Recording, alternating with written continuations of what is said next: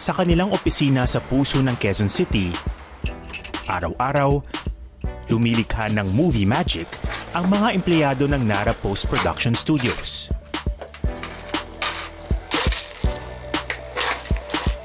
Sound ang kanilang specialty. Isang bagay na hindi nakikita pero naririnig at nararamdaman. Big boss ng studio, si Mike Idioma. Mahigit 3 dekada na siya sa industriya.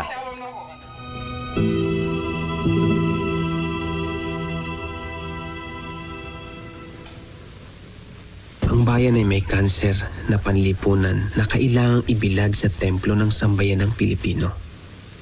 Pamilyar siguro kayo sa ilang proyekto niya. Ayaw isagawa ng iba. Tulad ng Jose Rizal noong 1998 Mas malalim ang sisisirin natin ngayon. at Muro Ami noong 1999. Back-to-back Best Picture winners lang naman sa Metro Manila Film Festival. Kahit yung mga ganyan, kulpa may mga... Para kay Mike, ang sound na naririnig natin sa isang palabas ay kasing halaga ng video na ating napapanood. Because you're part of the storytelling eh. So kung nag-storytell ka sa picture, dapat yung sound ganun din. Kung hindi pa kayo kumbinsido sa kahalagahan ng tunog sa ating buhay, pakinggan nyo ito. Nasa tiyan ka pa lang ng nanay mo, nakakarinig ka na. 'Di ba? Hanggang sa mamatay, hanggang doon sa nag-aagaw buhay, nahuhuli raw yung sound na mawala. Oh, di ba? Wow, that's really profound.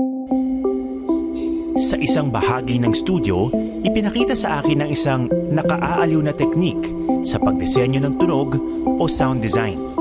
Ito po yung studio na nagre-recreate kami ng mga sounds. Isa si Janina sa senior sound designers ng Nara. So, ano yung mga nandito sa loob? Para siyang mukha siyang, parang garahe na... Garahe cum junk shop. Parang junk shop, no? Daming gamit. Sa kwartong ito, kinagaya ang tunog ng mga tao, hayop o bagay na nakikita natin sa pelikula. Halimbawa na lang, ang footsteps o yabag ng isang karakter. So, ito ay graba. Graba, yes. Usually, depending sa mga beach na rocks. So, minsan ito yung ginagamit namin. So,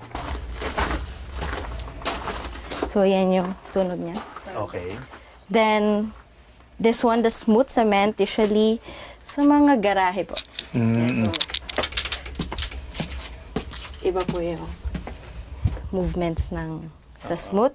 Then, this one is the wood pavement. Okay. Usually sa stairs or yung mga bahay na old school na bahay na kahoy, puro kahoy. So, Galing, medyo mas siya. Then, this one po is the sand. Usually sa mga beach. So, mas muted yung tunog. yes po. This one is the soil. So, usually sa mga forest na mabato po. Then, the grass. To enhance the grass naman po, usually, this film po. So ito, ginagamit po namin siya for the... Pag inapak po siya,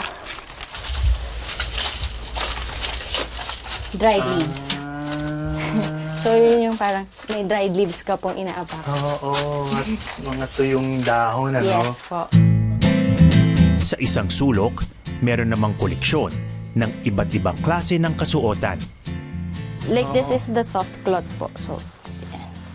So kung action po yung ginagawa namin, usually depende po sa suot pa din kung naka-leather or like normal cloth po. Pag normal cloth, may enhancement. So, ibig sabihin, nagsumuntok ka po. So, yung movement, yes. Yun. Sige nga, tuloy natin. Oh! Parang lakas ko sumuntok bigla, no? Oo nga, no? Naririnig ko nga yun kapag may mga action sequence. Yes po. So, another texture. May mga di rin inaasahang kasangkapan na katunog ng mga bagay na madalas nating nakikita sa pelikula. For sure, I don't know if marami pong nakakaalam. When it comes to guns po, akala nila, ito lang. Ito lang. Like normal gun. Pero po sa film, kung gusto po natin i-enhance, So, gagamit kami ng doorknob. Ah, ganon. Yes. So, doorknob po, let's say. Oo nga, no? So, pag inaangat po yung baril, Meron tunog. yes oo. po. Ito, pwede naman po siya sa, sa kabayo. Oh. Yung tigidig effect. Opo. Or pwede rin dito sa gravel. Yes kapag po. ano, Pag ganyan. pag mabato. Oo nga, no?